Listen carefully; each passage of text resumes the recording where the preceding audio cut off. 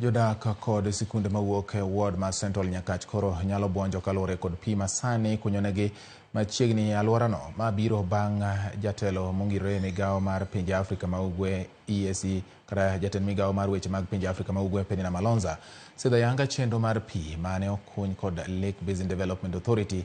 Chenro ni dhi neno ni midhiero mag pi ma osebedo ka chando jodak kod sikunde makono kuom kinde malach odok piny, kendo koro sikunde mayo 20 kod ute maromo 6,000 e alworano ni kod yot yudo pi machiegni kodgi maonge dang'ni ka gimanyo pi kuonde maboyo. When I came here, I thought this was a community that was just next to the lake and probably didn't have challenges of water.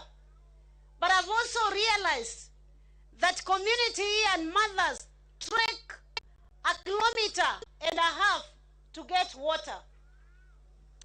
By this project, we are going to eliminate and save time in terms of other activities that we can carry through. And this one borehole is going to serve close to 7,000 households. Koro gima nuora nuwacho na dhi amanyu pi. Pi ni na wacho ni ok adhi tere dala ka dala, samoro chik ok nyal yiena. Omiyo na wacho na dhi tere sikul ka sikul. E sikunde 26 ma wan godo mag primary ge 23 nigi pi sani. Kogola included. To dani ka chano bed gi pi, kodumo bed gi pi, onyongar si bendo bed gi pi. To gini en mwandu maru nyakurite.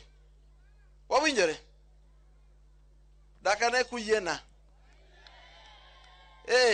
Nyakurit gini. Kik ng'ato wuondi, sirkal ema konyo oganda. Kwa saa siasa chopo to wago siasa wadoke miech wadonge.